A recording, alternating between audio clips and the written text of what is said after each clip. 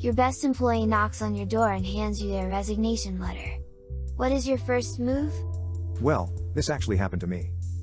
I had a small staff for my startup, and one of my very first employees who worked for me for a couple of years told me one day, "Mark, working for you has been a wonderful experience, and I'm very grateful, but I'm getting married, and we're moving far from this area. So, I'm giving you my notice and resignation letter." I almost cried. She was one of the best employees that I ever had working for me. And on her last day, she said goodbye and left me a gift with a card. As I read her card, I cried. A few years went by, and I closed my small corporation.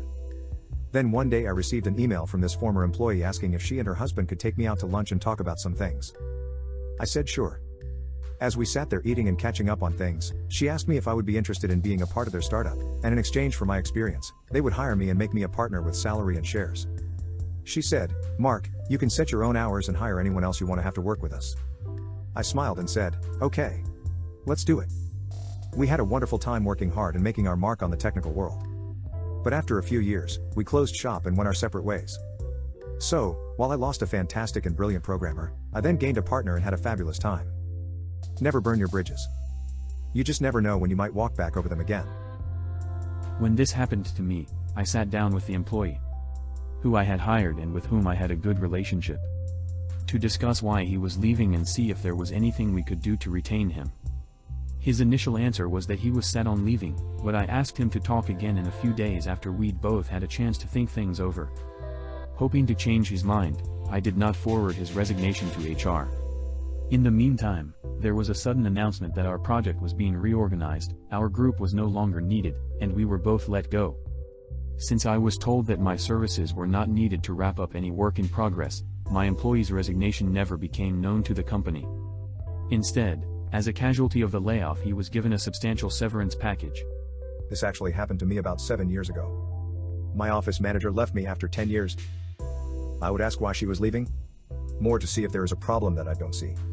I asked her for a recommendation, who she would promote to take over her position. It was a pleasant conversation over lunch.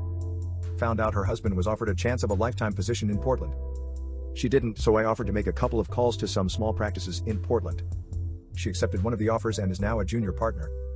Wish her the best of luck and let her know she will be missed and is welcome back. If your best employee is leaving, you need to know if there is a problem, so you can fix it. Second, if they were your best employee, they are probably going to a position that they think is better suited for them. If it isn't, why not keep the door open so they can return? Employees aren't a zero-sum game where one side has to lose for the other to win, so don't treat it like that. I would ask them to come into my office so that we could talk about their resignation letter. I would want to know what prompted them wanting to leave this job. Since they are your best employee, I would assume that you would want to keep them. You could ask if they would consider staying if you gave them a pay raise. If not, you should wish them well and tell them how much you appreciated their high-quality work. On a side note, many years ago, my husband once gave his notice at a job. His boss said something that I thought was pretty comical. He said, "Other than money, is there anything that I could do to get you to stay?" I thought that was a really weird comment to make.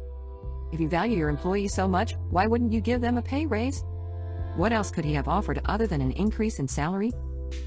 Whenever any employee handed me a resignation letter, the first thing I would ever do is say that I was sorry to receive it, and ask why they are leaving. How they respond to that opens up a spread of different options. Some employees don't want to discuss it, and that is of course their right. For some, it is driven by personal reasons. My husband and I are moving back to New Zealand, and in some cases it is a serious health issue. I am not sure how it is going to go, I just know that right now I want to spend as much time as I can with family. In each case there is obviously a different response on a personal level, but in terms of the business, it is clear that they are going and nothing will change that. In other cases it is a business decision, which can either be positive, I got an offer I just couldn't turn down, or negative, I just don't feel valued here and or my role here limits my potential. I think in those cases there is usually a different conversation to see if there is an avenue for them to stay. If they have been offered a career-defining move, then sometimes you have to accept that is it. But, if it is a case that they feel there are or may be better options elsewhere, then there are a lot of things to explore if they are open to staying. But, speaking as an employer, probably the most valuable conversation are the "I don't like it here" type conversations. Because if they don't like it, then there is a risk that others also don't like it.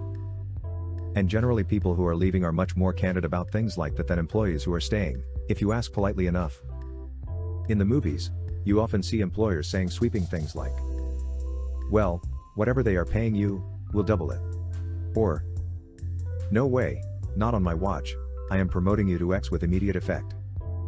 In real life that doesn't happen very often. We all work in companies that have wage structures, HR teams, and progress is based upon formal review processes rather than spur-of-the-pants decisions. And invariably all hiring, firing and promotion decisions usually have to be approved by someone other than just the immediate line manager.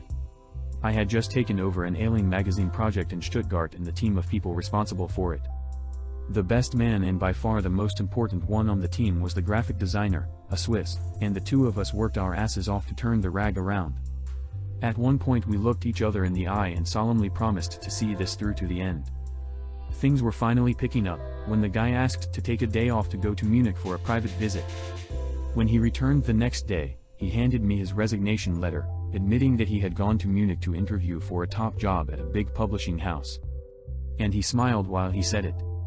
I wished him luck and told him to clear out his desk and leave. If I remember correctly, I gave him 5 minutes to get lost.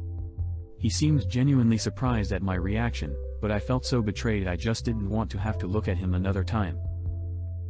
The day my A1 team member came to me telling me about her impending departure, well, it wasn't the shock you imagine. Instead, I had spent the prior 6 months helping her in her journey, and writing reference letters for her. I knew she was searching for employment more in line with her new degree. We were remote employment, and I got the team an hour to watch the web stream of her graduation when she earned that degree.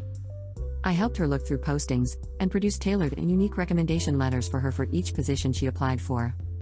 I spoke with several hiring managers and department heads on her behalf. She had already worked with me helping get her replacement as team captain ready. It wasn't a surprise, because I made sure to foster an environment where my team knew I wanted the best for them, and was willing and happy to help them be their best at that company, or if it was better for them, somewhere else. I helped quite a few folks gain further employment at much better opportunities when they graduated school, or simply figured out what they would rather be doing. Several times I had the best at the moment team member come to me to let me know they were leaving. It was hardly ever a surprise, and very rarely a rage quit. Thank you for joining us. Make sure to subscribe and click the like button. When the stories run out, make sure to flip the tape over to continue. Adios amigos.